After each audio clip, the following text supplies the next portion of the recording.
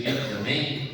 Uma alegria estar aqui nesta manhã, início de trimestre da Escola Bíblica Dominical. Estamos felizes, alegres. Você está feliz nessa manhã? Temos que estar felizes porque o Senhor nos deu fôlego e vida para estar aqui, servindo e adorando ao nome dEle. Então, neste trimestre, vamos estar estudando como tema da lição da Escola Bíblica Dominical dos adultos, relacionamentos em família, superando desafios e problemas com exemplos da palavra de Deus, amém? Uma lição abençoada, onde vamos estar aprendendo através da palavra do Senhor Jesus Cristo. Eu quero convidar para dar início com uma oração nosso secretário, também seu esposo, nosso segundo ali, Diácono Eliéber, a fazer esta oração de início abençoada, que os irmãos ficarem de pé, logo após vamos dar continuação nessa escola. Cumprimento os irmãos com a paz do Senhor. Amém.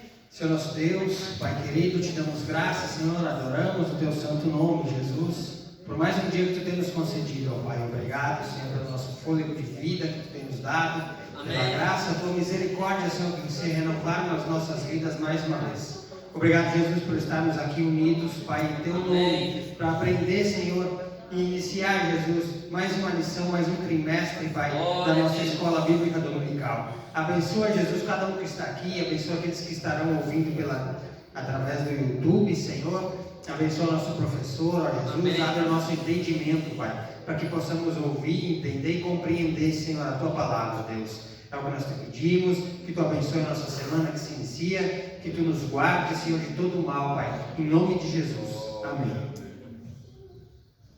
Glória a Deus. Eu vou sentar, glorificando o nome do Senhor Jesus Cristo. Aleluia. Quero convidar os irmãos, vamos cantar uma da harpa, glória a Deus, de número 84. Convido os irmãos a louvar o Senhor junto conosco. Nesta manhã, quem sabe, adora o Senhor, tem o grande eu sou. Aleluia. Glória ao Senhor Jesus. Não perturbeis o coração, porque eu sempre sou fiel. Eu fecho a boca do leão, na cova estou com Daniel. Sou eu aquele, o grande eu sou, e onde estás também estou. Não disse eu há muito já, pedi, dar-se-vos-á. Pedi com fé e com fervor, e vos darei o Consolador. Quem tem a fé de Abraão, o mundo sempre de vencer. Quem quer ter firme o coração, precisa igualmente crer. Sou eu aquele, o grande sou, e onde estás também estou. Não disse eu há muito já, pedi, dar-se-vos-á. Pedi com fé e com fervor, e vos darei o Consolador. Um terremoto e vento após, do céu um fogo e muito furor. Ouvi ele a minha voz do eterno, voz de amor. Sou eu aquele, o grande eu sou, E onde estás também estou. Não disse eu há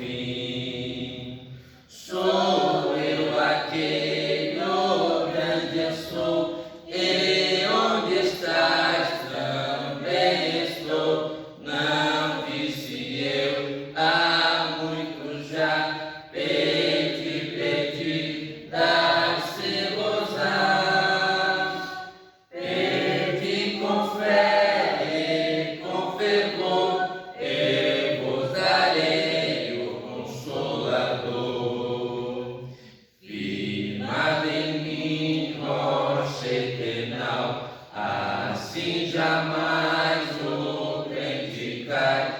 Buscai o dom celestial e vem da casa de meu Pai. Sou eu aquele, oh grande eu sou, E onde estás também estou. Não disse eu há muito já, pedi, dar-se-vos-á. Pedi com fé e com fervor, e vos darei o Consolador.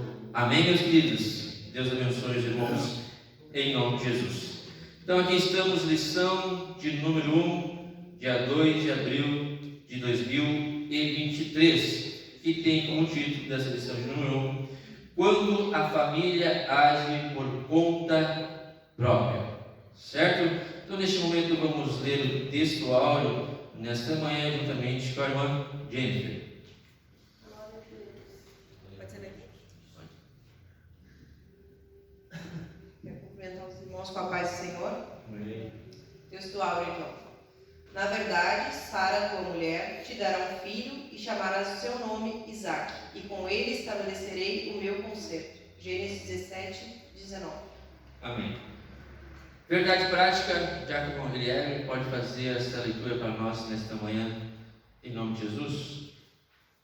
A verdade prática nos diz então que quando o ser humano se precipita a respeito dos planos de Deus, as consequências dessas ações são inevitáveis. Amém. Leitura bíblica em classe que se encontra no livro de Gênesis, capítulo 12, do verso 1 ao 3, depois do capítulo 16, do verso 1 ao 5. Eu convido os irmãos a ficar de pé. Vou fazer a primeira leitura e depois, sequentemente, os irmãos vão estar lendo um após o outro. Verso 1 do capítulo 12 de Gênesis diz: Ora, o Senhor disse a Abrão: Sai de tua terra e da tua parentela e da casa de teu pai para a terra que eu te mostrarei. E fatiarei uma grande nação, e abençoar-te-ei, engrandecerei o teu nome, e tu serás uma bênção. Abençoarei os que te abençoarem, e amaldiçoarei os que te amaldiçoarem. E em ti serão benditas todas as famílias da terra. Ora, Sara, mulher de Abraão, não lhe dava filhos, e ele tinha uma serva egípcia, cujo nome era Agar. Verso 2: E disse Sarai a Abraão: Eis que o Senhor me tem impedido de gerar. Entra, pois, a minha serva, porventura terei filhos dela. E ouviu Abraão a voz de Sara. Assim tomou Sarai, mulher de Abraão, Agar, egípcia, sua serva, e deu-a por mulher. Abraão e seu marido, ao fim de 10 anos que Abraão habitaram na terra de Canaã. E ele entrou a Agar, e ela concebeu, e vendo ela que concebera, foi sua senhora desprezada aos seus olhos. E então disse Sarai a Abrão: Meu agravo seja sobre ti, minha serva, pois eu e teu regaço, vendo ela agora que concebeu, sou menosprezada aos seus olhos. O Senhor julga entre mim e ti. Os irmãos vão assentar, glorificando o nome do Senhor. Se os irmãos puderem prestar atenção, eu vi na leitura bíblica que muitos falaram Abrão, mas ali está dizendo Abrão. Sim, Abraão, certo? Só para dar uma corrigida para os irmãos. E também Sara, Sarai. Então, o professor, pastor Ali, continuação, em nome de Jesus.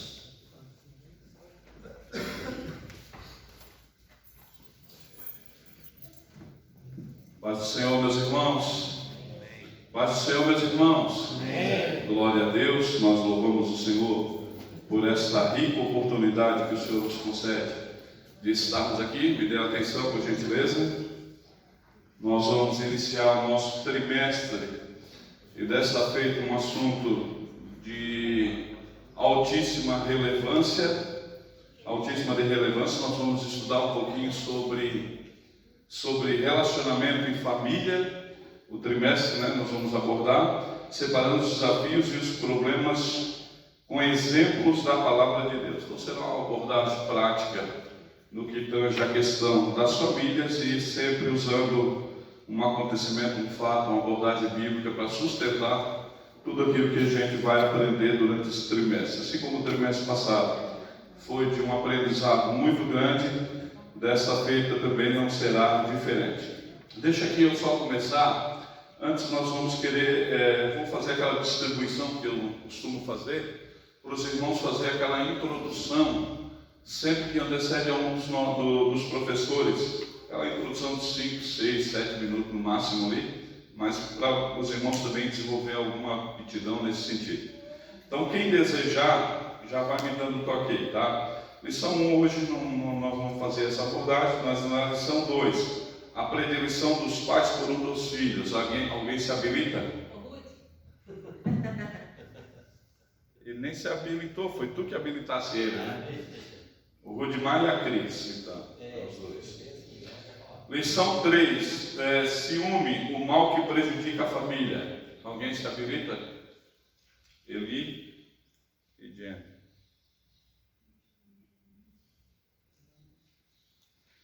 Lição 4, os ídolos na família. Ninguém se habilita? Eu mesmo. Ademir e Neném. Lição 5, motim em família, ou seja, rebelião em família. Alguém se habilita a falar alguma coisa? Daí, alguém se habilita?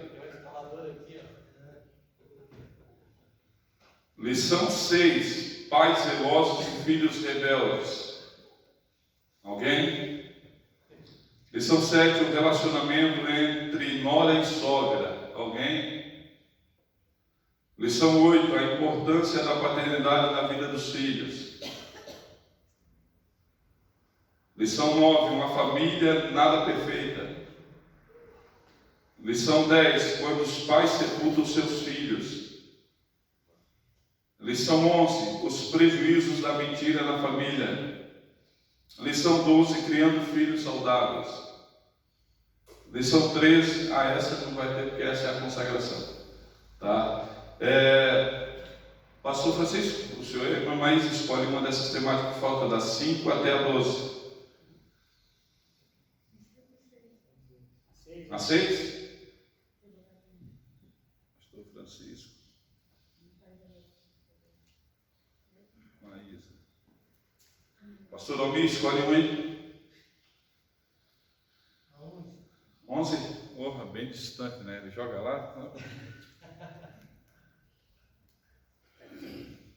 Alguém mais deseja se habilitar? Mané, quer falar uma dessas? Escolhe. Não quer? Não? Mais alguém? Bom. 7, pode ser? Quem que vai falar? De novo? Ou os olhudos? Rude. Tá, vamos deixar os outros então, se ninguém mais se habilita, vamos deixar os outros para os próximos alunos, né? Nós temos alguém aí que está faltando, o Aldo está viajando, justificou. O João e a Rosane, justificar, também estão atendendo os clientes na casa. O nosso pastor está com a família em Tubarão, porque o João, o filho mais velho dele, está de aniversário, estava passando uns dias com o filho, mas à noite estará conosco. Olha, me dê essa atenção, nós vamos começar então nossa matéria, né? Nossa lição de números tantos. Deixa eu só fazer menção do irmão Nelson e com a Maria, estão conosco aí, bênçãos de Deus, sejam bem-vindos, tá? Nós temos aí, quando a família age por conta própria. Nós vamos fazer toda a abordagem do trimestre, vai ser sobre a perspectiva familiar. E nós sabemos quão importante é a família no seio da sociedade, no seio da igreja, no seio da humanidade propriamente dita. Toda a humanidade foi constituída, foi criada, foi organizada a partir da família. Sem família, nós sabemos que uma sociedade organizada não existe. A organização é a família, e a família, então, de certa forma, é esse modelo. E a Bíblia vai trabalhar dentro do viés familiar de uma forma muito intensa, de uma forma muito profunda, de uma forma muito maravilhosa, até eu poderia dizer. Nós temos alguns exemplos de famílias que tiveram triunfos na palavra de Deus e outros exemplos de famílias que tiveram derrotas extremamente horríveis, né? Foram extremamente destruídas, exatamente por não coadunar, por não andar, por não estar em conformidade com a palavra de Deus. Então nós vamos trabalhar sempre nessa espécie de freio e contrapeso entre família e palavra. Família e palavra. As famílias que foram vitoriosas em Deus, o que elas fizeram em relação à palavra? Qual foi o procedimento delas em relação à palavra? As famílias que foram derrotadas, eu digo assim, não passaram por momentos de crise, porque isso aí todas as famílias vão passar, mas que foram destruídas, literalmente derrotadas, em relação à palavra, o que elas, como é que elas agiam, e a gente vai usar alguns modelos de alguns personagens bíblicos que passaram por isso.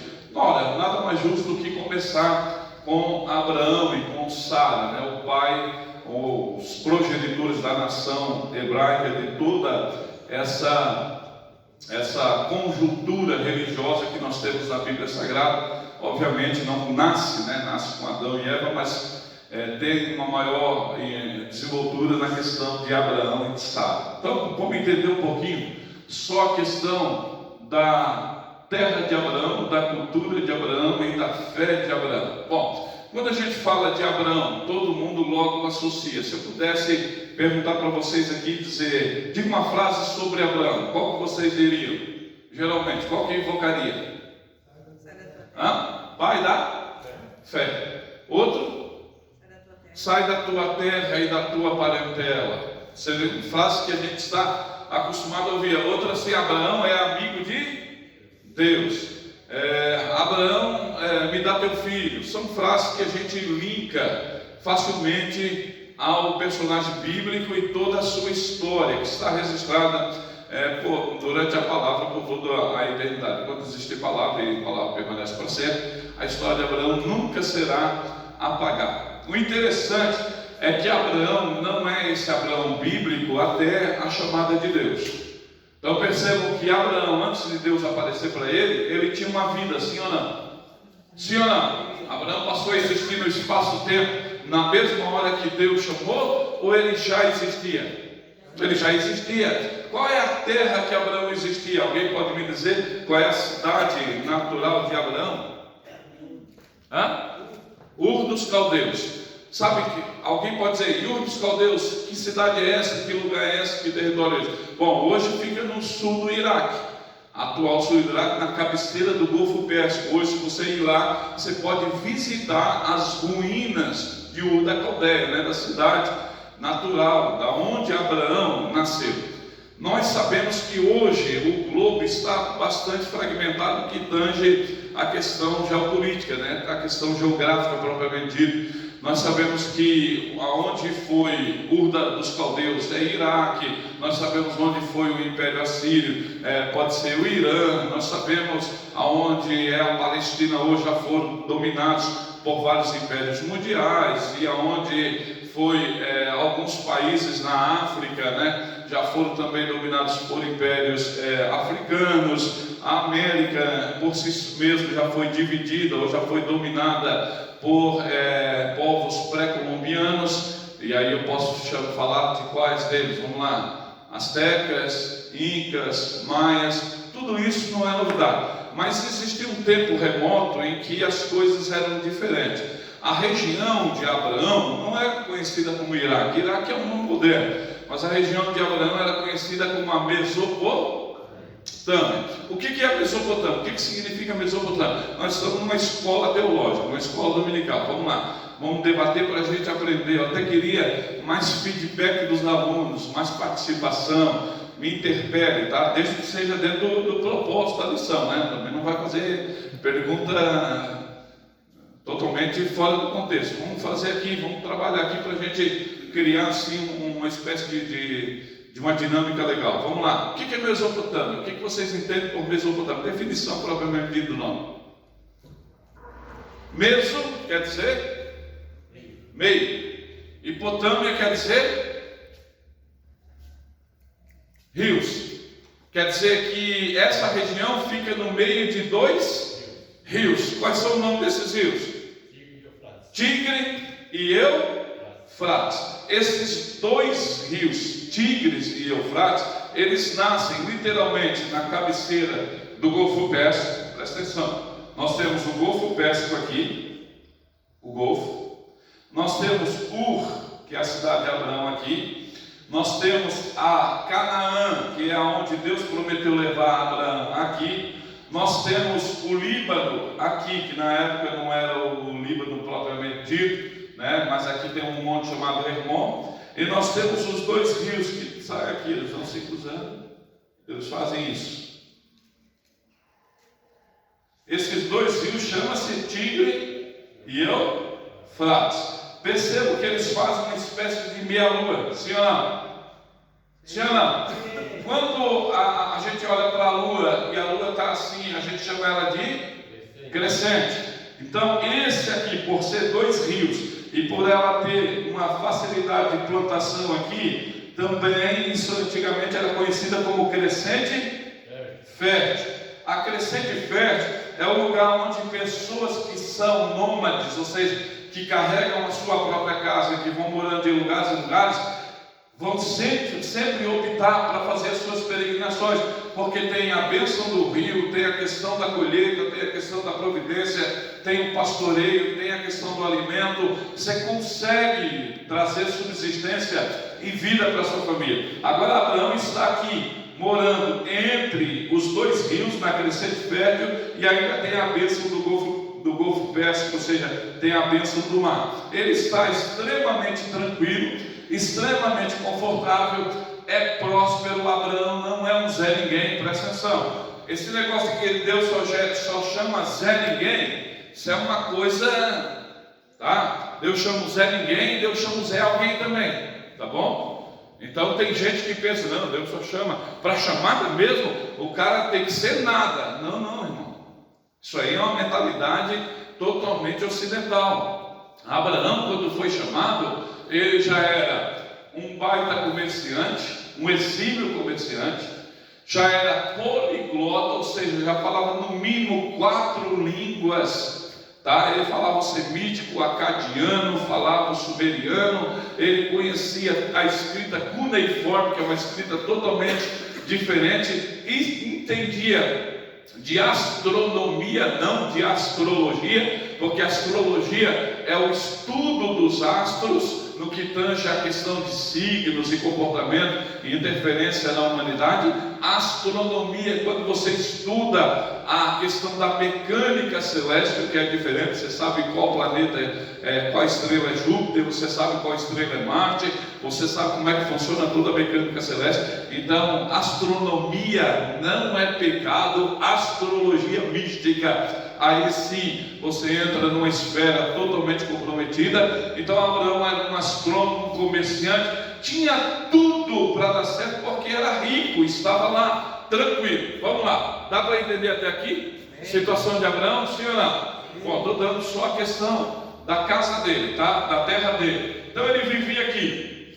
Isso aqui não é realidade na mente de Abraão. Canaã não existe ainda para Abraão. Ele não existe. A crescente fértil aqui está sendo dominada pelos descendentes de quem? Vamos lá. Pense comigo. Depois do dilúvio, quem foi que saiu da arca depois do dilúvio? Noé e sua família. Noé e sua família. Bom, Noé já era velho, esperou só o tempo, seus filhos já eram realidades, e agora os 3 filhos de Noé com as suas esposas estão peregrinando e espalhando pela terra, sim ou não? Lembra que no Metanoia eu fiz uma abordagem sobre a Torre de Babel, onde a ordem de Deus era para espalhar, e eles decidiram se juntar e contrariar a ordem de Deus? Pois bem, aqui alguns tinham espalhado. E quem chegou aqui dos filhos de Noé? 100. Então 100 domina, a descendência de 100 domina essa área. Agora eu vou te dar uma informação que talvez tu não saiba. Bom, 7, que é o filho de Abraão, filho de Adão. 7. Sim?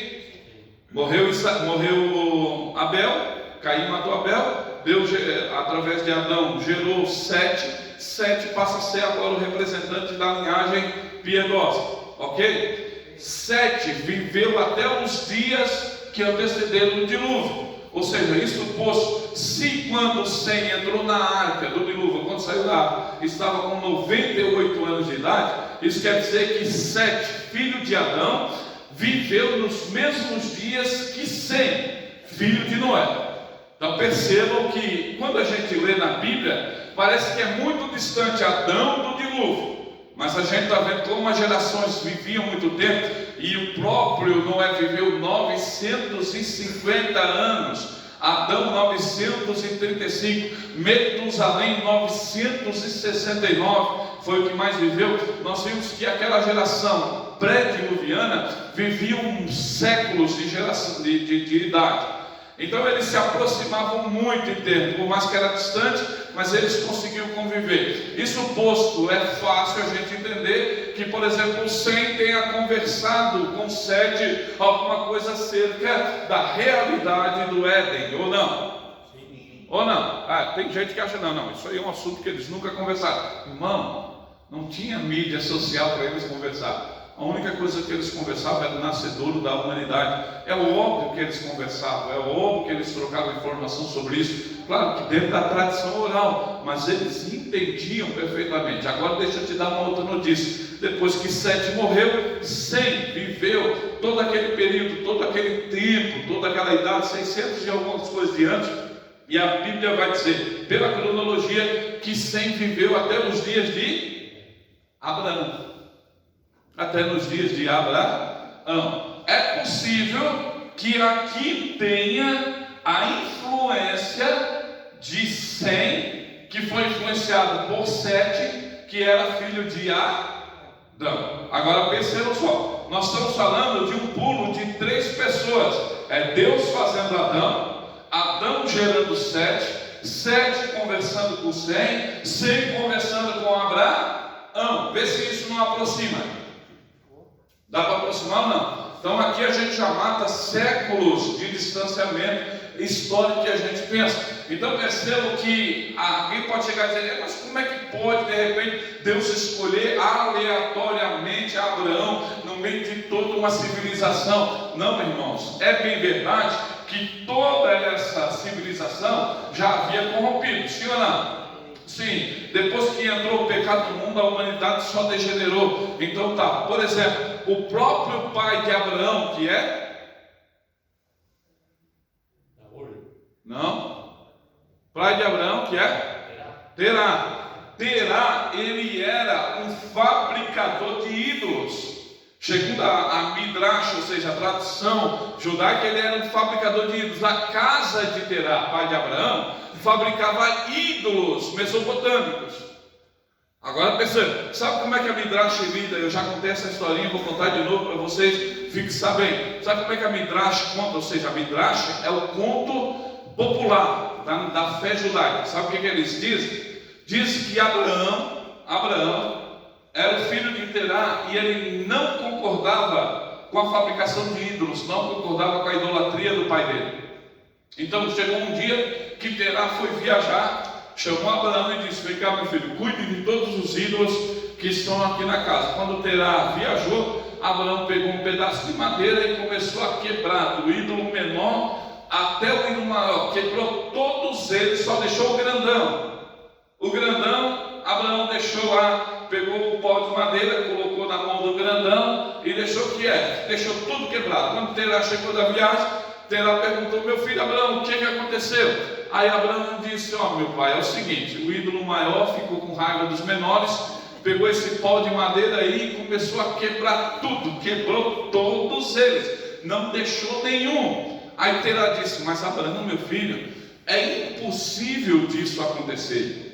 E por que, meu pai, que é impossível disso acontecer? Porque eles têm olho, mas não vê, tem boca, mas não falam, tem nariz, mas não cheiram, tem garganta, mas som nenhum sai da voz, tem mão e não apalpam, tem pés e não andam, eles não são nada. Daí Abraão disse, se é verdade isso que o Senhor está dizendo, então por que o Senhor os faz e por que o Senhor os adora?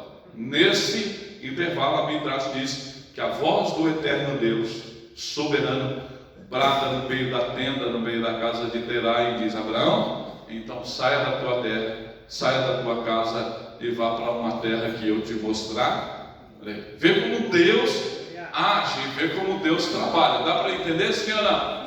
Amém? Então a chamada de Abraão dá desse sentido, né? A sua cultura, a sua terra e a sua fé. Agora Abraão, ele tem que decidir entre crer em deuses que ele via, mas que não ouvia, e agora em um Deus que ele não via, mas que ele via.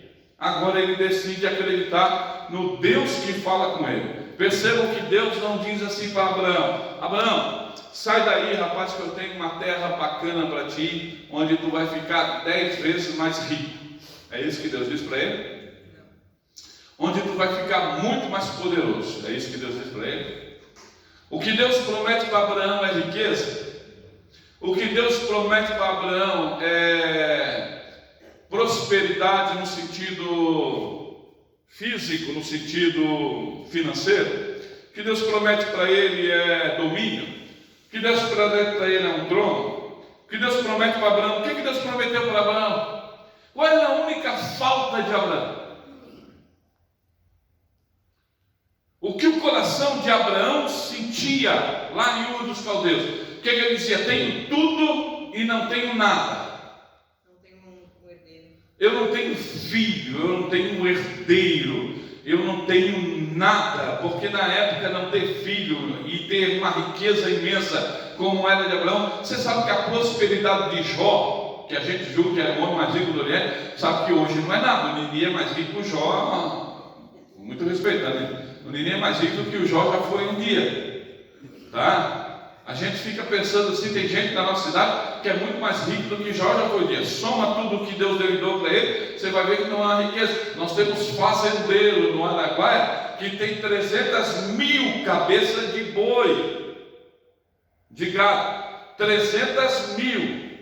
O Jó tinha 100, 500 juntas de boi, não é nada. Qual é a riqueza de Jó?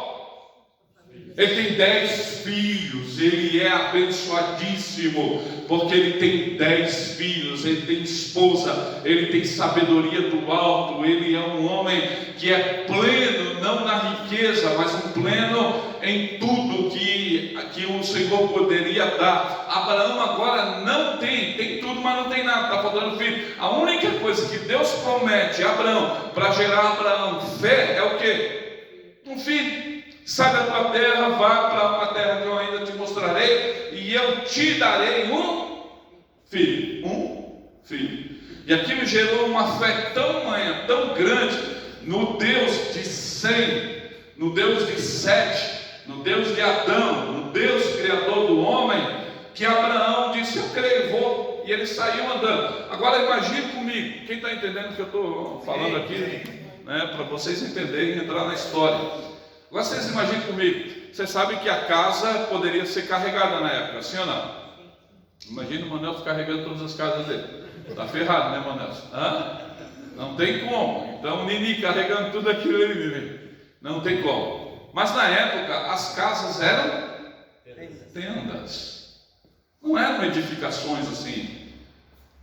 Eram tendas. Poderiam ser desmontadas e montadas. Agora imagine a casa de Abraão, que deveria ser uma baita tenda, por assim dizer. Agora de repente Abraão começa a desmontar a tenda, começa a dobrar todas as lonas, remover as estacas, enrolar as cordas. Seus servos estão trabalhando, Sara está com ele, estão ali olhando. Daqui a pouco alguém chega e diz: ei, Abraão, achou uma cidade melhor do que Ur dos Caldeus? Diz: não. E está indo para onde? Ele: não sei. Como assim não sabe? Não sei. Apareceu um Deus para mim, um Deus Todo-Poderoso, do qual eu acredito que é o Senhor de toda a terra. Falou para mim sair, eu estou obedecendo essa voz. Ele disse ainda que vai me mostrar o lugar para onde eu vou, mas não me mostrou ainda. Quem faria a leitura de Abraão e não chamaria ele de louco na época? Sim ou não? Então a fé, ela chega a invadir os parâmetros da loucura. Eu não estou falando uma fé racional, mas eu estou falando uma fé que enfrenta a lógica e a razão humana. É por isso que quem tem fé sempre vai agir diferente do que a lógica e a razão humana. E é por isso que o mundo aí fora olha para a gente e diz: aquele bando de louco, não é assim que você é rotulado ou não? Sim ou não? Eles elogiam você desse jeito. Crente é tudo doido, rapaz, é tudo maluco. Acredita em coisas que não existem, em vozes que eles dizem que ouvem. Até tem uma história dentro do exército que o cara se aposentou só por ser crente, o louco, né? O louco. Que ele foi, o médico diz assim: escuta, o senhor vê coisas? Ele disse: vejo. Tá aí, o senhor ouve vozes? Ele disse: ouço. Ah, não, então é doido, que aposenta. Mas não, era só crente, né? Tinha visão e ouvia a voz de Deus. Bom, foi aposentado. Então a gente é rotulado às vezes por essa loucura. Mas Abraão emprega a sua viagem para em Padan-Aram, lá no finalzinho do morro da Crescente Fé, e depois ele vem e desce para a questão da Canaã, para a cidade onde Deus o implantaria. Quando ele chega aqui em Canaã, o que ele encontra? Quando ele chega em Canaã, que é a região de Israel hoje, ele está descendo. Nós sabemos que essa é a terra que Deus queria dar para ele, sim ou não? O que Deus diz para ele? Eu vou te levar a uma terra que mana leite e mel, tá? Leite e mel. Você sabe que leite e mel hoje é totalmente desprezado, mas um dia já foi referencial de prosperidade, de bênção.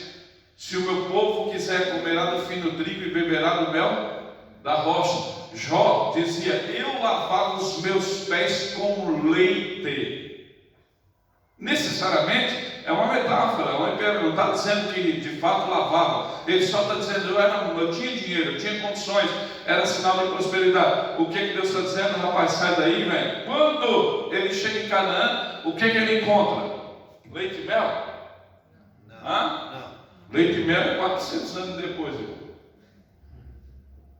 400 anos depois.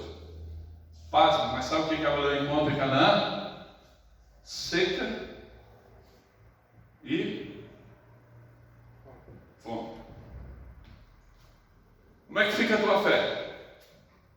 Tu larga tudo o que tu tens de bom e de confortável para ouvir uma voz que diz para tu ir para um lugar, e essa voz disse que lá nesse lugar tu teria leite e mel, e seria próspero, mais próximo do que o lugar onde tu estava. Agora, quando tu chega, a primeira coisa que tu encontra é seca e fome, e te obriga a não ficar ali. Tanto é que Abraão desce para o Egito.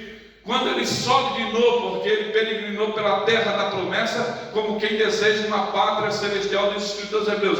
Quando ele volta do Egito, ele traz com ele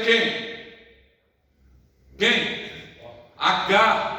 Ele traz a serva de Sara. Ele traz Agar, e quando ele instala-se de novo em Canaã, já não é tão, ele se instala em Hebron, porque ele está vindo, se instala em Hebron. Logo depois de Hebron nós temos ali o Carvalhal de Manré, que é o que você sabe, eu já preguei sobre isso, só deixa eu tentar trazer a memória de você. O Carvalhal de Manré, o Carvalho de Manre, que você lê na Bíblia lá, e Abraão falava com Deus no Carvalho de Manre, você já viu? Sabe por que o cara deu o Carvalhal para Abraão morar? Quem é que já conheceu o Carvalho aqui, já viu? Nem que seja por imagem. Pesquisa uma floresta de carvalho. Você sabia, irmão Neto, que os geólogos, os que trabalham com tempo, os meteorologistas, aqueles que trabalham com tempestade, você sabia que quando os botânicos também, sabia que quando eles querem mensurar o índice de tempestade em uma determinada região, a primeira coisa que eles procuram naquela região é se tem floresta densa de carvalho. Porque se tiver floresta densa de carvalho, vai otimizar os estudos deles de uma maneira muito grande, porque eles vão lá e vão olhar para o carvalho. Eles vão ver se o carvalho é retinho, tranquilo, não teve tempestade, o índice de tempestade naquela região é muito pouco, eles nem gastam tempo. Mas você chega naquela floresta e os braços do cavalo é todo retorcido, ele está cheio de cicatriz, e é possível que as raízes sejam mais profundas do que o costumeiro. Eles concluem rapidamente que o índice de tempestade naquela região é altíssimo, e eles conseguem, pelas cascas, cicatrizes do cavalo, e pelos braços retorcidos, significa que o cavalo lutou muito contra o vento, ele lutou muito contra a tempestade. Eles concluem facilmente, rapidamente, que a tempestade ali é muito intensa. Sabe por que Manré ofertou o carvalhal para Abraão? Exatamente por causa disso. Como quem diga, eu quero te dar para ti, não o melhor lugar. Todo mundo acha que Manré deu o melhor lugar para Abraão. Não, antes eu quero dar para ti o pior lugar que tem. É o lugar no meio da tempestade. Agora vejam só, como é que é forjada a fé de um pai da fé? Como é que é forjada a fé de Abraão? É forjada num lugar onde ele tem que sair, tem que ir para um lugar onde ele não conhece, tem que ouvir, e passa a ouvir e obedecer uma voz de um Deus que ele ouve, mas não vê. Ele passa a andar literalmente pela fé, porque ele não tem GPS, ele não tem mapa, ele não tem nenhuma projeção cartográfica, ele não consegue saber para onde ele ir. Então qual é a direção de Abraão? É Deus, irmão. Ele está caminhando por um deserto. Quando ele sai da crescente fé e passa a entrar no deserto de Canaã, na Palestina é deserto, é terra seca, ele precisa de água. É o próprio Deus que diz: para, cava aqui, debaixo do teu pé tem água. E ele passa a confiar literalmente em Deus. Chega na terra onde Deus queria introduzir, não é a princípio que Deus prometeu. Vai para o Egito, que é o celeiro do mundo, quase morre lá, a sua irmã, minha irmã, sua esposa, quase morre. Volta atrás, H é introduzido, e o cara oferta para ele uma floresta de tempestade para ele morar. E a gente está achando que fé é essa doçura toda que estão ofertando para a gente hoje aí. Estão pensando que fé vai te eximir de prova? Não, eu sou servo de Deus, eu sou filho de Deus, eu sou filho do Deus Altíssimo. Vai te eximir de prova? Você acha mesmo isso? Quem disse? Do contrário, se existe um termômetro para a fé, são as tempestades da vida. Tua fé só vai ser autenticada quando tu passar pelas batalhas, pelas guerras, quer sejam espirituais, quer sejam emocionais, quer sejam financeiras, quer sejam físicas. Você não vai correr nesse deserto, mas você vai passar por ele. A Bíblia não mente, irmão. A Bíblia não mente. Então a tua fé vai ser provada como foi a de Abraão. Aí a Bíblia fala, acha que Abraão está lá dentro da tenda, né, quase que depressivo, não conseguindo mais ter perspectiva nenhuma, uma fé quase apagando. Agora a Bíblia diz que Deus chega e fala com ele no meio da tenda e diz: sai daqui. Sai daqui de dentro. Vai para fora. Por que Deus tira Abraão? Deus não podia falar com Abraão dentro da tenda, sim ou não? Poderia ou não? Sim, poderia. E seria legítima a fala de Deus para Abraão dentro da tenda? Seria. Mas por que Deus tira Abraão para fora da tenda? Deus está usando uma psicologia, Deus está usando o teatro da vida, Deus está usando o palco, está dizendo: rapaz, sai daí, você está muito preso, tudo que você consegue ver é 5 metros do teu nariz, é só as paredes da tenda. Sai daí, tem um mundo lá fora, eu sou senhor de tudo isso, não sou só senhor da tua casa. Sai para fora, levanta a tua cabeça, conte as estrelas do céu, se é que tu podes contar, porque assim será a tua descendência. Esse número de estrelas que tu não pode contar é a tua descendência, e o número de grão de areia que tem na praia também será a tua descendência. Nenhum dos dois tu pode contar. Eu farei de ti o pai de grande nação, e em ti, Abraão, serão benditas todas as famílias da terra. Não é da Palestina, da terra. E o apóstolo Paulo, escrevendo aos Gálatas, diz: vocês não sabem que de nós somos abençoados com o crente Abraão? Abraão já era crente. Crente não é coisa moderna, não. Nós somos abençoados com o crente Abraão. Lá em Gálatas está dizendo isso. Então é preciso a gente entender, né, como é que Deus trabalha. E a conjuntura da fé é diferente dessa fé tacanha, pequena, míope, fechada, fé lógica, fé totalmente confortável. Não, nós estamos abordando a escola teológica. O Rudy está aqui, a Demi está aqui, o pastor Francisco e Maísa e mais alguns, Henrique, Eli, estão aqui que estudam com nós na escola teológica. Nós estamos abordando sobre isso, sobre o rompimento da fé litúrgica, da fé religiosa, para a fé operante, para a fé que salta em Deus, no escuro, que confia em Deus, para a fé que rompe com o modelo de sacrifício. E um exemplo que a gente está usando é exatamente a fé de Abraão. Então, irmão, fé não é crendice. Fé não é você crer no rito. Fé não é você crer em patuás. Tem um monte de crente aí que não passa por baixo de escada. Um monte de crente, quando vê um gato preto, parece que ele chega, ui, fiquei tudo arrepiado. Deve ser Satanás no gato. Não é Satanás no gato não, irmão. É a tua fé crendice mística. É porque você está preso ainda em coisas nesse sentido. Você ainda usa dinheiro velho na carteira para chamar dinheiro novo, porque você é místico. Patuar, ainda bota aguinha em cima do rádio ou da televisão. E agora está autorizado até cachaça. Segundo alguns mestres da prosperidade, não tem água aí, não, pode botar cachaça, porque o óleo purifica tudo, vai purificar, vai. Então, assim, ó, é umas loucuradas assim, sabe?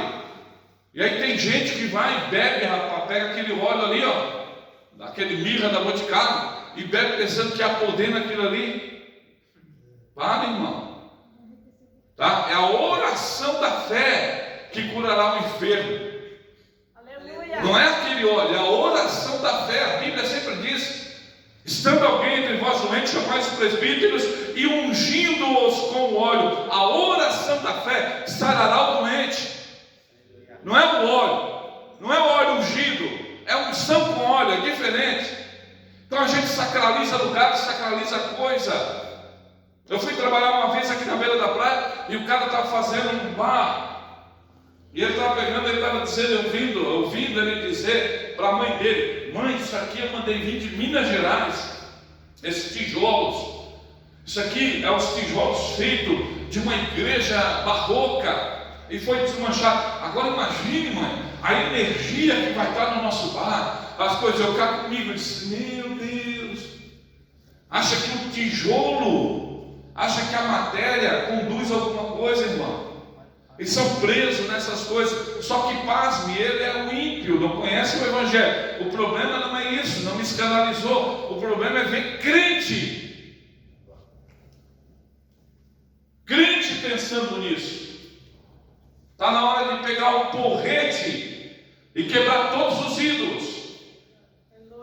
Ídolo não é só imagem. Ídolo não é só imagem. Ídolo é tudo aquilo que rouba a glória de Deus. Vocês concordam, sim ou não? Amém. Concorda, Samuel? Concorda, Ruth? Ídolo é tudo aquilo que rouba a glória de Deus. Se uma pessoa na tua vida rouba a glória de Deus, ela é um teu ídolo. Se teu filho rouba a glória de Deus, ela se torna teu senhor, teu ídolo. Cuidado. Ame, mas ame em Deus. Sim, Senhor. Ame, mas ame em Deus. Tá? Ajude, mas ajude em Deus. Tenha as coisas, mas tenha para a glória de Deus. Qualquer coisa que ultrapassar isso, você caracteriza, configura um ídolo e aquilo passa a interpor entre Deus e tu, e aqui passa a ser teu inimigo e passa a te escravizar. E aí, deixa eu te dizer uma verdade, você passa a correr risco de perder a tua salvação. Aqui dentro mesmo aqui, tem pessoas que têm ídolo em casa. Tem o quê? Ídolo? Pois é possível. Ídolos, às vezes as pessoas acham que é só uma imagem, né? Mas muitas pessoas, talvez que eu estou falando aqui dentro, ganham algo de alguém. Aí às vezes uma roupa, aí ele usa muito para acabar porque fulano deu. É um objeto, menino não toca que vai quebrar, foi fulano que deu, então se torna ídolo. Isso aí. É quando você de repente supervaloriza, dá valor demais àquilo que existe. Claro que tem a questão afetiva e a gente sabe separar o que é afetivo. Por exemplo, a Neta tem cartinhas que eu escrevia para ela lá, guardadinha. Mas aquilo ali não é ídolo, né? É só tem a ver com, né? Aí é lembrança. Entendeu? Vai pegar lá as cartinhas que eu escrevi para ela, para ver se ela não briga. Mas não tem nada a ver, não é unida, ela não fica lá, ai Jesus, graças a Deus, que é por causa disso aqui, não torna aquilo amuleto. Sabe que a bênção do nosso casamento, da nossa família, está aí. Deu para entender mais ou menos? Eu entendi o que o pastor Francisco falou, só deixa separar o que tem sentimento afetivo daquilo que se torna algo totalmente indispensável. Se você não pode se livrar daquilo, então aquilo é teu Senhor, te domina, tá bom? Então, com relação à terra, cultura e à fé de Abraão, ok? Sim? Vamos lá. Um Deus de promessa sempre tem uma promessa. Deus é Deus de promessa. Pode ter certeza. Você aqui, quem tem promessa de Deus? Levanta a mão. Todo mundo tem. Todo mundo tem. Deus, quando te chama, a primeira coisa que Ele faz para ti é uma promessa. Leia lá as cartas de Apocalipse e você vai ver que Deus diz assim, Jesus diz assim, ó, tenho contra ti, tenho contra ti, tenho contra ti, tenho contra ti. Mas também no final ele diz assim, ao que vencer, ao que vencer, ao que vencer. Ao que vencer, falei isso, ao que vencer, falei isso, ao que vencer, falei isso, ao que vencer, falei isso. O que é que há isso aí? Uma promessa. O mecanismo de promessa de Deus é a força propulsora da nossa fé. Aí, irmão, então você acredita em Deus porque Ele te promete alguma coisa? Sim, irmão, eu jamais acreditaria em um Deus que não me promete nada.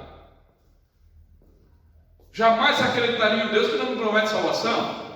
Jamais acreditaria em Deus, um Deus que não me promete vida eterna. Jamais acreditaria em um Deus que não promete estar comigo. Jamais acreditaria em um Deus. Não acreditaria em um Deus totalmente distante. Acredito em um Deus presente. Um Deus que está comigo, está contigo aqui e agora. Tá? Esse é o Deus que cozinha. Ele promete isso. Eu estarei convosco todos os dias até a consumação do século. O que é isso? Promessa. Sabe quantas promessas tem na Bíblia? Promessa? Não, promessa. 366 é não temas. Promessa. 8.000 promessas. 8.000. Nós temos 31.173 versículos na Bíblia. 8.000, 10% é 3.100, 20%, 25% da Bíblia inteira é promessa.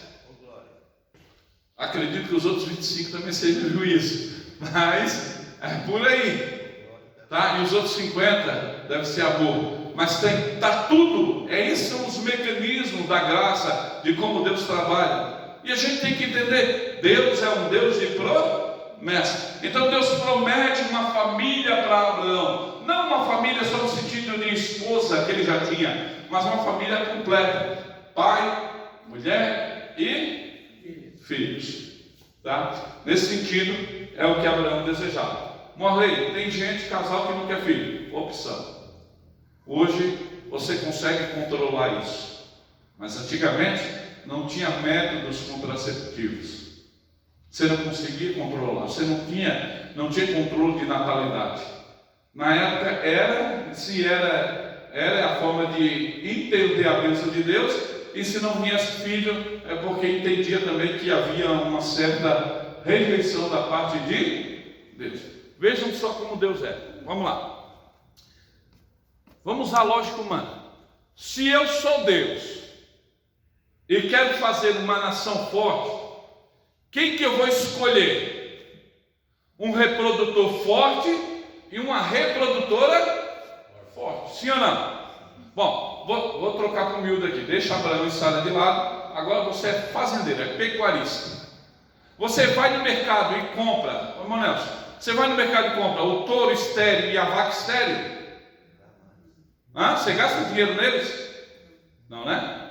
Você vai lá e pega o reprodutor que tem pedigree, que tem, sabe, tem histórico, paga uma fortuna, mas sabe que ali o negócio é sério, e pega as reprodutoras, porque você sabe que aquilo é garantia de produção, sim ou não? Aí Deus decide fazer de Abraão o pai de multidão, sim ou não? E dá para ele uma mulher estéril. E ele já era amortecido.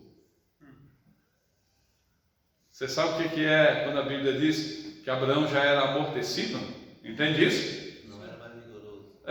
Não tinha mais libido, não levantava mais. É sério, eu estou trocando, nós estamos tudo adulto aqui. Não levantava mais, não tinha vigor, não tinha potência sexual. E eu fico pensando um nó na cabeça de Abraão. Meu Deus, tem que ter fé, sim ou não?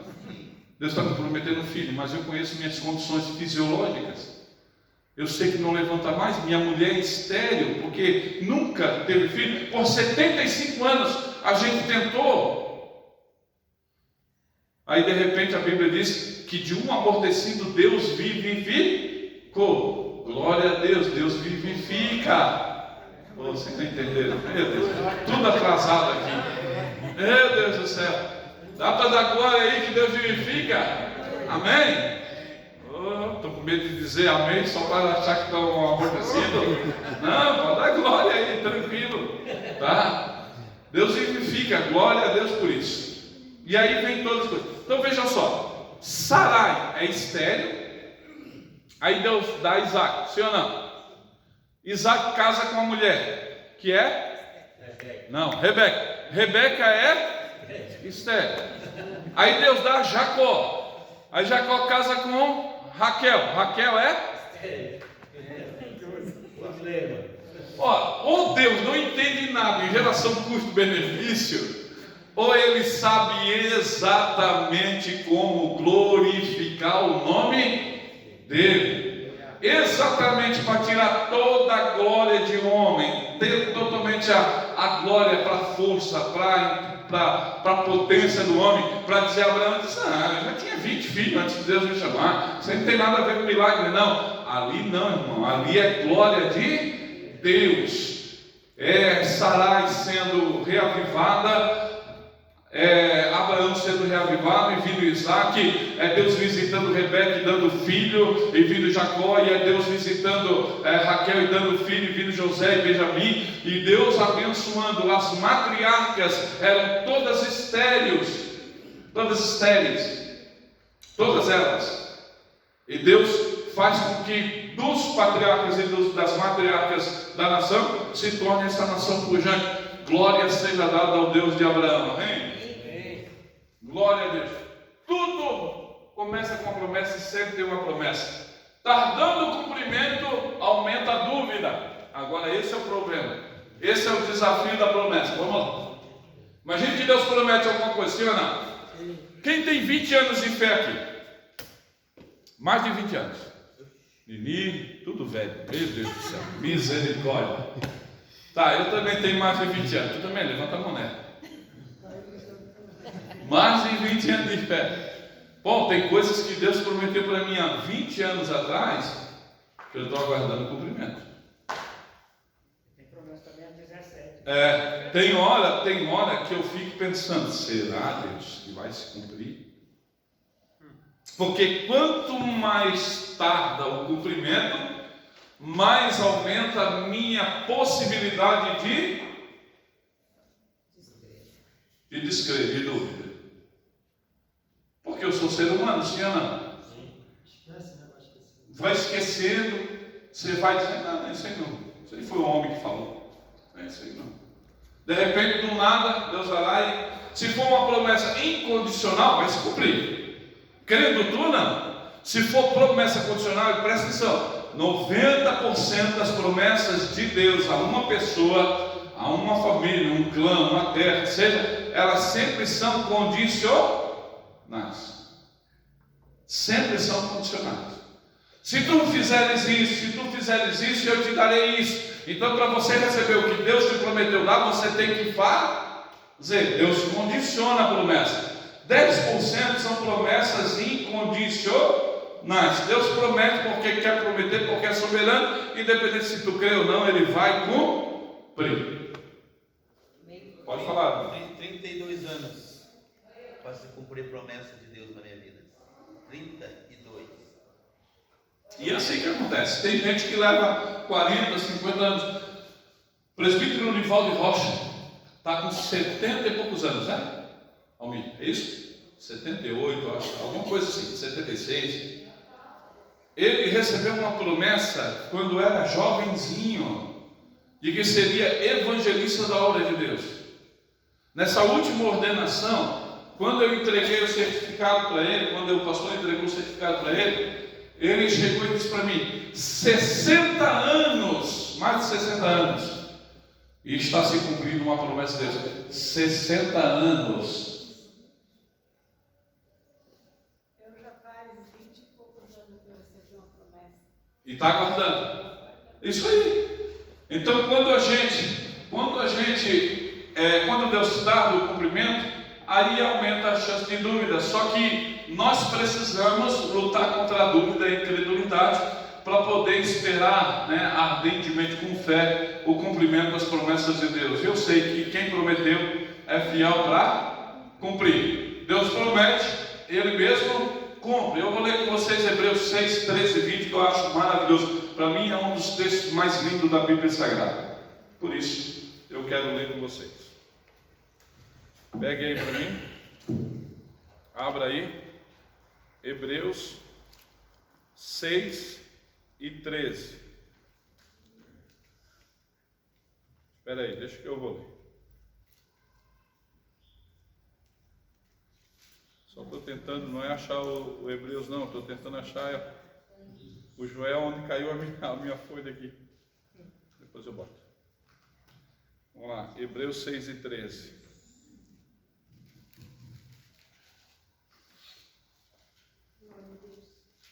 Olha que texto mais maravilhoso. Pois quando Deus fez a promessa a Abraão, visto que não tinha ninguém superior por quem jurar, jurou por si mesmo. Eu juro, Abraão. Não tem ninguém maior do que eu, então não posso evocar. Quando eu quero jurar e fazer firme aquilo que eu estou falando, o que eu digo? Eu juro por Deus. Por quê? Porque Deus é maior do que eu. Você não jura assim, ó, eu juro pelo gato. Você diz? Mas eu juro pelo meu cachorro que eu vou cumprir. É isso?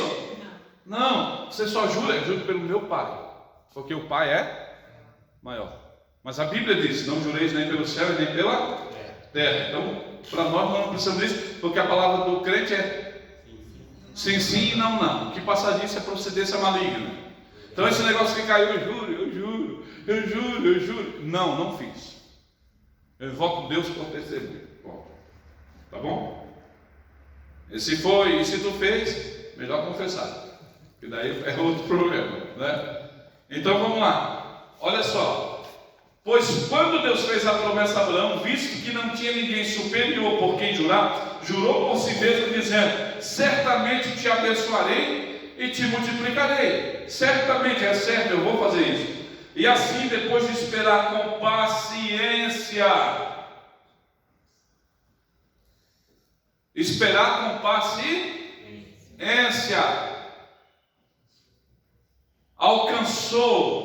obteve a Abraão a promessa. Sabe qual é o problema dessa geração de crente fast food? Sabe qual que é? É que Deus promete hoje, a gente quer o cumprimento amanhã. Amanhã, ó Deus, é amanhã, viu? É, geração miojinho. Faz uma comidinha bem ruim em 5 minutos. Comida boa, irmão, é aquela que a irmã Maria faz. Está gravado, tá? É aquela que a irmã Maria faz para o irmão Nelson no fogão a lenha. Por isso que o irmão Nelson passa o trabalho nessa dieta que ele tenta fazer.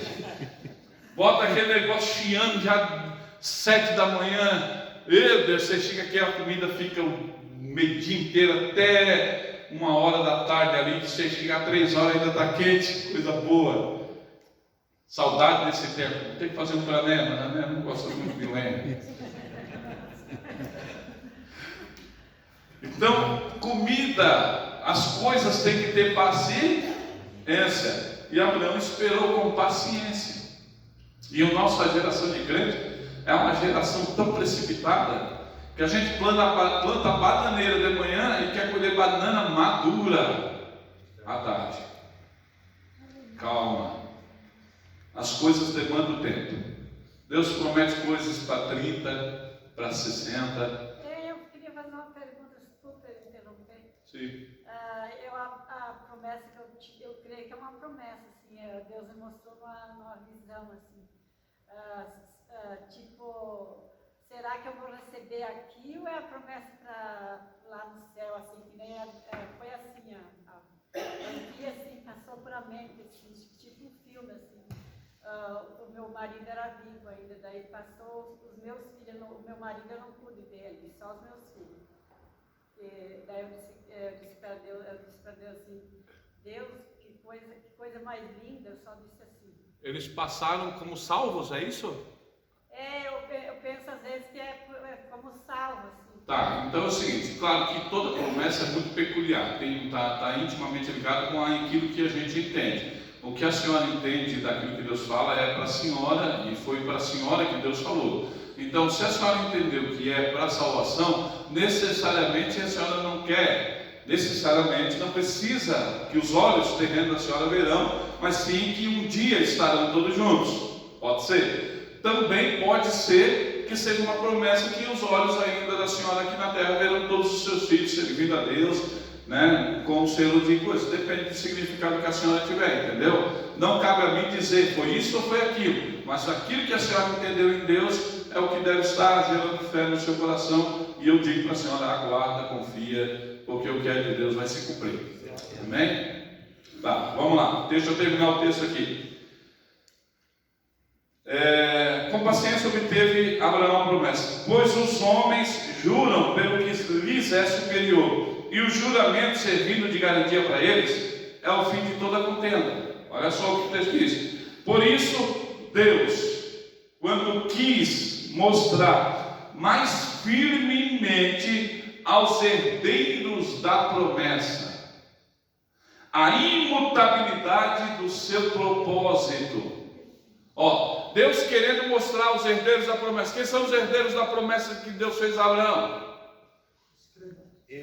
Eu, você, os judeus, todas as famílias da terra. Olha só, querendo mostrar mais firmemente aos herdeiros da promessa a imutabilidade do seu propósito. O que é imutabilidade? Que não muda.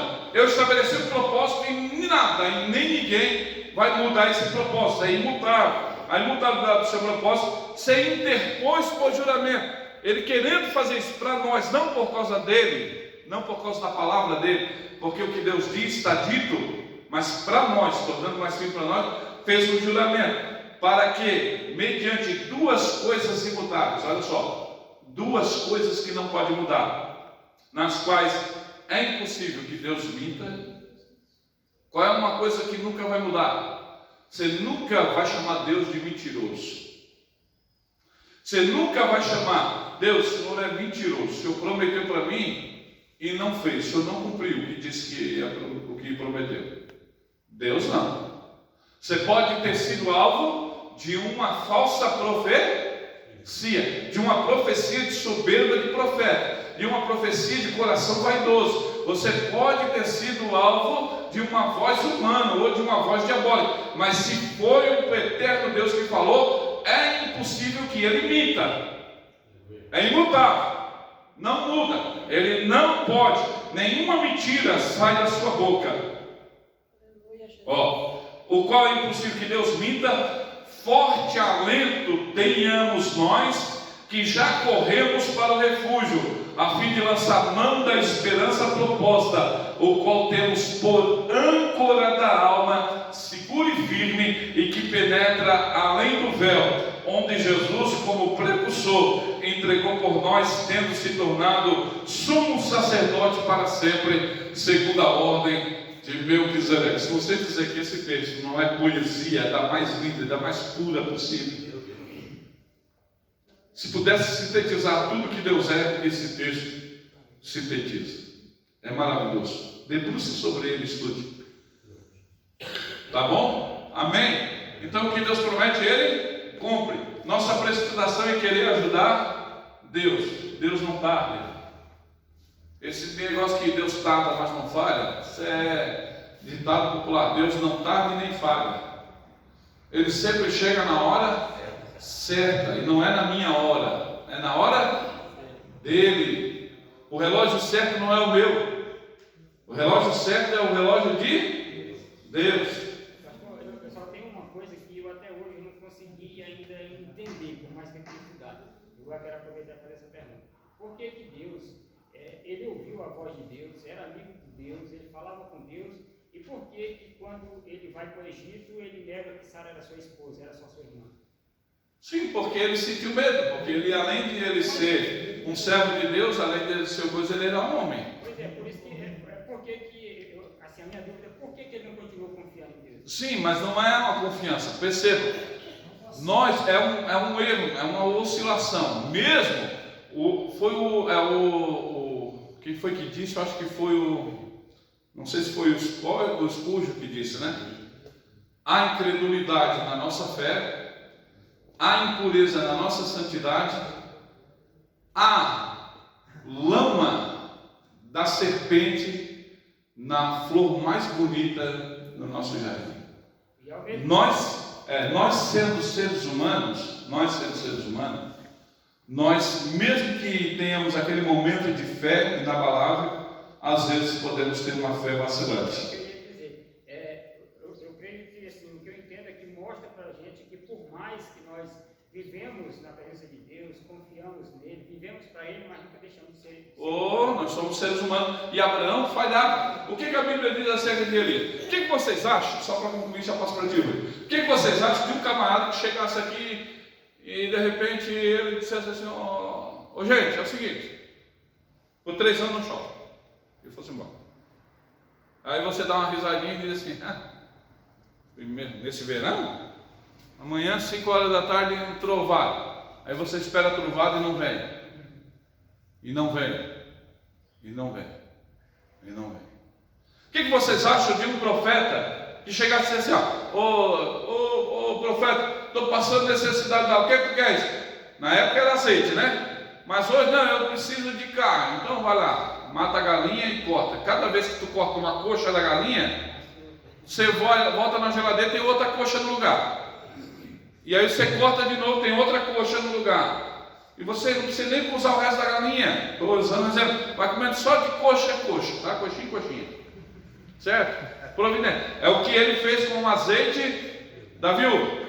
O que vocês achariam de um profeta que consegue devolver o filho, ressuscitar alguém, acabar com o luto? O que vocês achariam de um profeta que, ao ser interpelado por uma guarda real, manda vir fogo do céu e consome e mata 50 homens e o capitão deles ainda consome tudo na frente de todo mundo? Você tinha coragem de salvar esse profeta? Sendo que eu tinha coragem de levar ele para a tua casa? Tinha coragem de dar café para ele? Quem é esse profeta? Elias. Mas o que a Bíblia diz que Elias era? Homem, sujeito às mesmas paixões e fraquezas do que eu. A Bíblia nunca anulou a minha identidade frágil, nem a de Elias e nem a de Abraão. Por isso Abraão, a Bíblia diz, o texto diz, porque teve medo. Teve medo. Sara bonita, se disser que é minha esposa, acabou.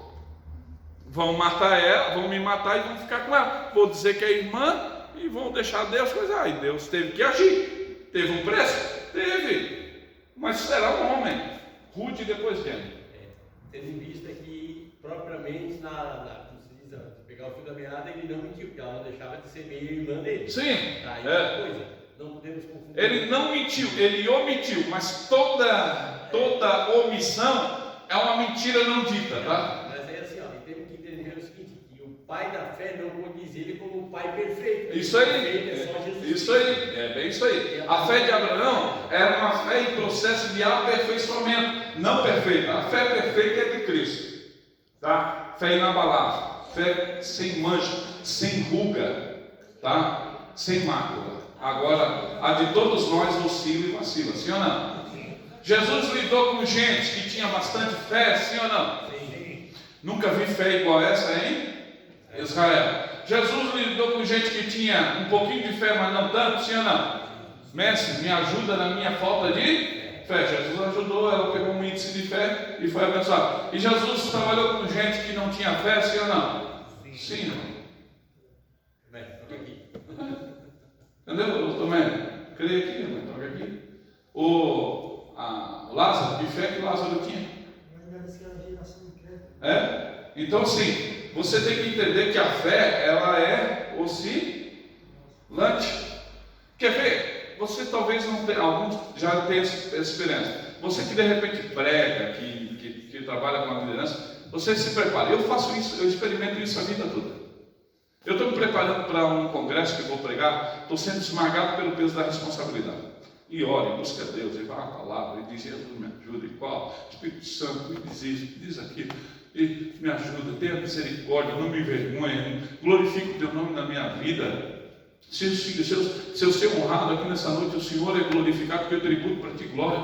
Faça alguma coisa, se tem alguém que precisa, age. E a gente está sendo esmagado pela coisa. Aí tu vai para pregar cheio igual um leão. E dá brasa, e grita, e pá, e dá e tal. Quando sai igual um gatinho acuado, cansado, moído, esmagado, cheio de dor no corpo. Ai, parece que passou uma carreta por cima da gente. Sabe o que é isso? Irmão, a fé pode ser gasta. Eu joguei tudo que tinha lá. Agora eu preciso reabastecê-la de novo. Eu preciso reenergizar de novo. Eu preciso, certo? Então a fé é como se fosse um nível de bateria. Minha confiança, às vezes está lá em cima e às vezes... Sim ou não? Sim, irmão. Depende do quê? Depende do tempo que fica conectado. E depende também. Depende do tempo que fica conectado. Depende da carga. Mas depende também das circunstâncias. O Pedro que teve fé para dizer: mestre, se é tu que está aí, manda ir ter contigo. E o Jesus disse: vem, Pedro. Ele caminhou sobre as águas. Quando viu o barulho do mar, sucumbiu, teve medo, caiu. Então a fé que garantiu Pedro andar sobre as águas não foi uma fé duradoura, porque o Pedro afundou. Então perceba, irmão, se o Pedro afundou,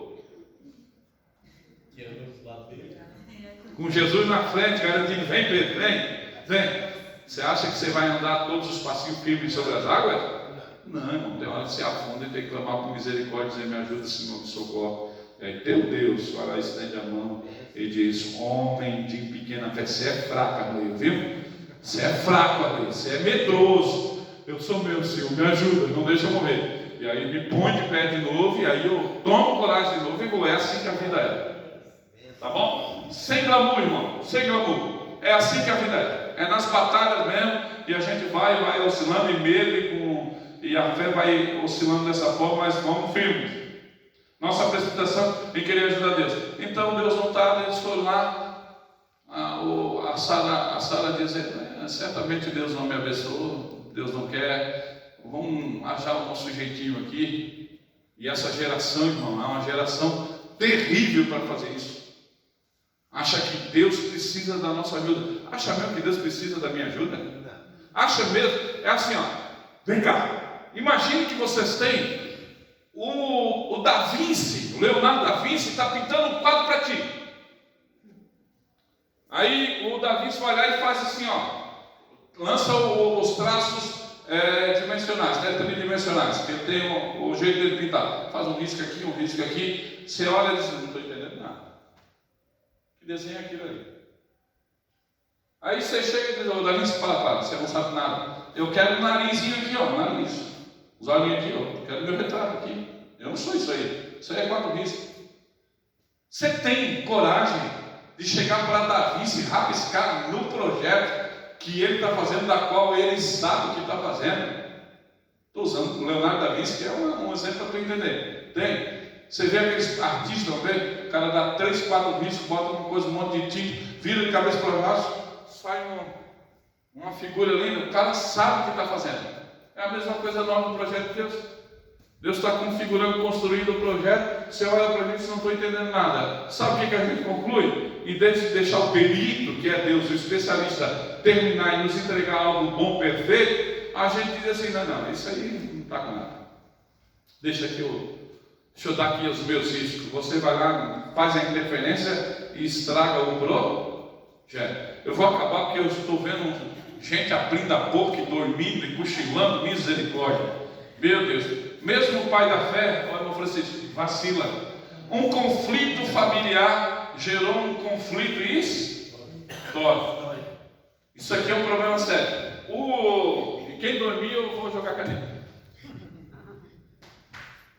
Aqui, ó. O Abraão com H gerou. Vamos lá. Abraão com H gerou? Ismael. O Ismael gerou os árabes, sim ou não?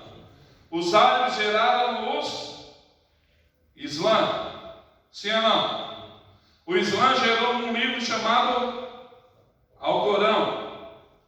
E o Alcorão é dito por um profeta chamado Maomé, ou Mohamed.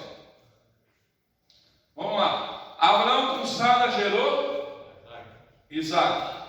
Isaac gerou os judeus.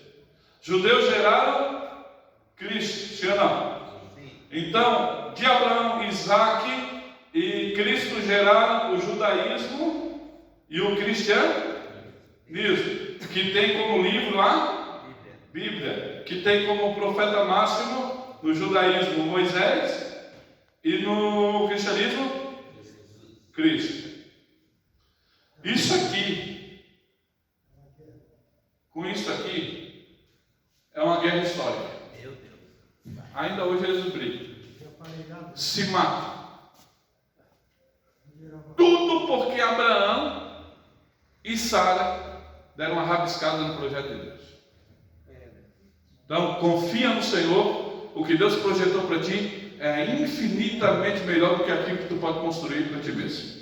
Só confia no Senhor e tenho certeza que Deus vai glorificar o nome dele na tua vida. Amém? Glória a Deus. Pastor Alvin, segundo vice-presidente, chega aqui, fazer a oração e dar os avisos pertinentes.